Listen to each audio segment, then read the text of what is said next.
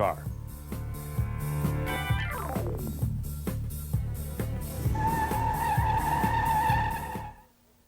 The concept of auto aerodynamics isn't new. Car makers have known about the advantages of slick designs for some time. But since the public wasn't too crazy about streamlining, nothing much was done along those lines until the need arose to improve mileage. Still, there was a time in days gone by when wings and airfoils were flying high in Detroit, before they became a market necessity.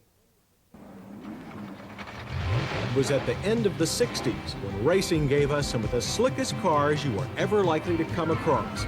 They say that racing improves the breed, and Detroit carried that one step further. They believed that winning on the racetrack also meant winning in the showrooms. The battleground, the NASCAR Grand National Stock Car Circuit. And throughout the 60s, both Ford and Chrysler had winning race teams on their payroll and new designs on their drawing boards. Designs they hoped would give them that slightly fairer than fair advantage. Now, these are special versions of regular mid-size models, and they represent that era's last round of one-upmanship between the NASCAR superpowers. They were only offered to the public for one purpose, so their wind-cheating bodies would be legal for racing.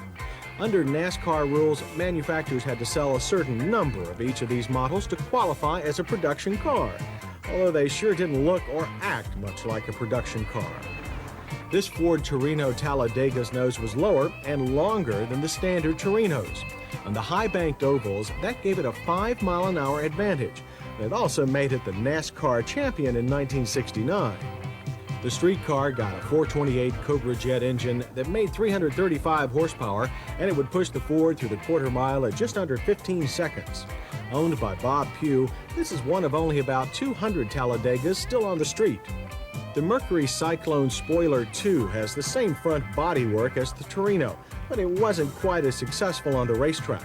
519 Spoiler 2s were made, but they had to make do with a tighter budget at Mercury, and the Cyclone only got a 351 small block.